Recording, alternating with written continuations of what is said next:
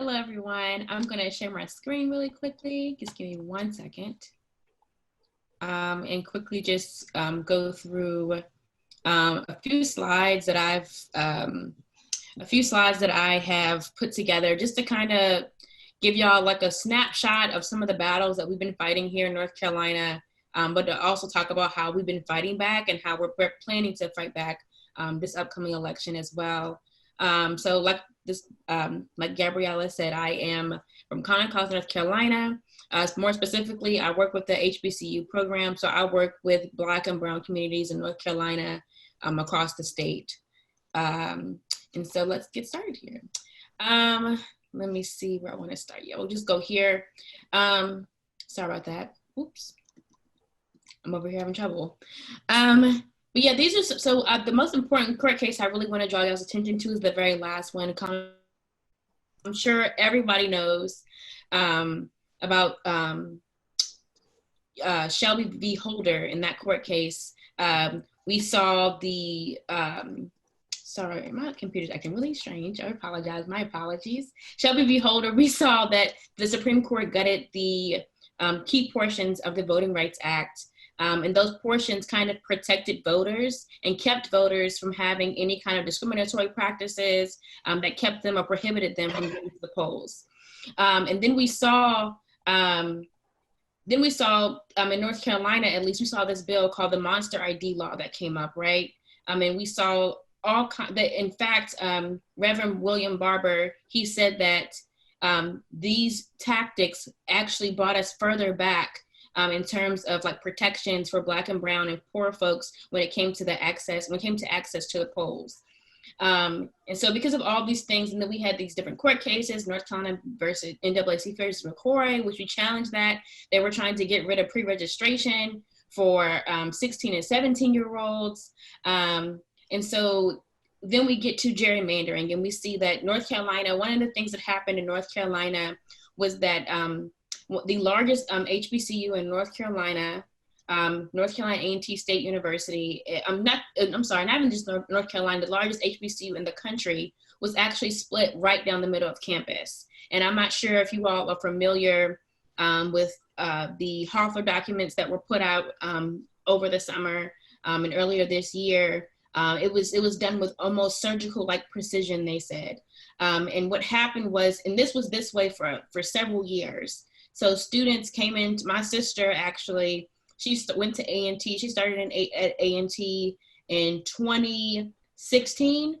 And literally her entire collegiate career, she had never voted in an election that was fair, in which her vote counted 100%. And so to kind of go over, I was asked to kind of quickly talk about gerrymandering and what it is and how it happens. I'm trying to go as quick as I can. Just thinking about like how these ideas represent, like the cake and the donut represent like ideas and policies and thoughts, political leaning, representation, etc. What do we believe? And we see here we have the two pieces of cake and the donut, which represent, the different populations of voters. And the arrow represents, our vote. And, here we have, the donut district gets broken up. And now we have just these two cake districts, which neither of which represent the donut, what the donut is or what the donut may want. So that's kind of an example that we use to kind of explain to people, what is, gerrymandering. These are the maps over the years that we've had. And as you can see, North Carolina has been gerrymandered for almost about 20 years, I would say. I mean, if you look at District 12 and even looking at the entire map, it is very, it's been messed up for a long time. And so, it took a while, and I'm thankful. I want to give a shout out to my boss, Bob Phillips. He's been fighting this fight as well as other people in North Carolina, fighting this fight in North Carolina for a long time to get our state lines drawn properly. And so as you can see here, in 2013, we know Alma Adams, she was in Black people in North Carolina. And then had in 2017, where they were told to redraw the lines. And even now we have, a map that they've drawn. And A&T, thankfully, is no longer gerrymandered. Thankfully, thanks to the students and the organizers and the people that organized on the ground and fought back, and the court cases that we had in the court system to kind of say, hey, this is not okay. The court case did go all the way up to the Supreme Court, and they knocked it back down, saying they basically felt like they didn't have any jurisdiction in this matter. And so, or they felt like, this was not an issue that, they felt was, they should speak on. And so it came back down to the Supreme Court, but we are thankful that we have, a system that sometimes works, right?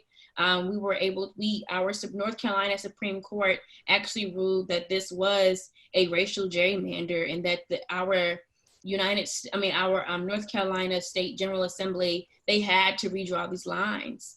And so we're really thankful for that. This is a picture of some of the students who helped to organize and fight back and say, hey, we do not want our campus and our community split.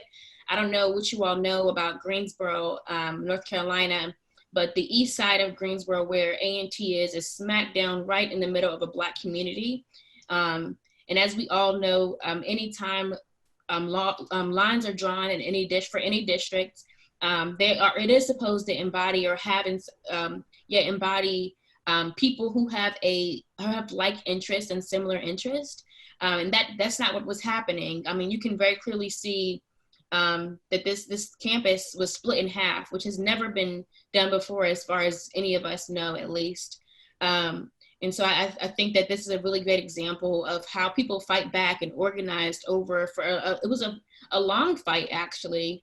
People think, this fight was only for a few years, but there have been people on the ground fighting against gerrymandering and illegal gerrymanders, ones that specifically dilute the voices and dial out the voices of Black and brown and poor people in North Carolina for a very long time.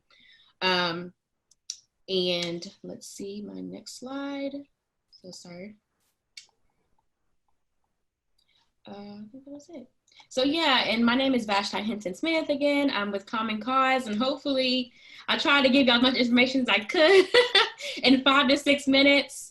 Hopefully that kind of gives you guys a good glimpse into like some of those struggles we've been having in North Carolina. And I will add, y'all were talking about vote by mail earlier. That is something that we've also been dealing with, trying to figure out what do we tell students. Obviously we know what to tell them, but a lot of people, a lot of organizations are like, we're gonna do vote by mail. And we have even Black people in our communities here who are like, oh, I wanna do vote by mail. But some people are very, particularly Black people, we're very reluctant to use vote by mail because of all the extreme voter tactics and the attempts to silence us and keep our votes shut out. All these things that have been happening, all the voter suppression that's been happening to Black and brown people for a very long time. So trying to figure out how do we get people to understand or how to trust in the process, right? And I think that, that is something that we need to talk about. I think, over the years, we've seen so many cases and stories of people going to using vote by mail and then finding out later, oh, your vote didn't even count, or your ballot never even made it to the ballot box, and so how do we reestablish trust in our electoral process, but also how do we create an electoral process that is fair, and democratic and works for everybody? That is the conversation we've been having. And none of us have the answer, but I think that, together we can absolutely come up with something and figure out how do we make this system work for us the way it's meant to be. And so that's why, we do the work that we do. We organize, we fight back, we call state board of elections, we call our representatives, we make petitions last year at A&T, WSSU, and Fayetteville State, all of these schools, these students created their own petitions. They had 500 plus signatures, most of them, and they sent them over to the Board of Elections, and they said, hey, we need a polling site on campus. We need a fair process for our students. We need to make sure every vote that is cast on our campuses is counted.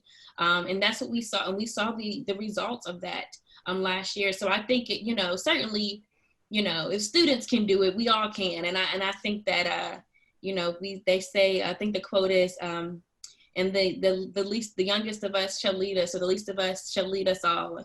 And I think that's really important for us to remember in this moment, just to, keep up the fight. And I'm not trying to sound cliche or corny, but I do think that's important for us to remember, this is a fight that is gonna, fighting for a true democracy, or to live in a true democracy, is certainly a fight that we'll be fighting for a long time. So, and it's a sprint. I mean, it's a endurance race, not a sprint. So thank you. Hopefully that was, I tried. That was great, Vashti. Thank you so much.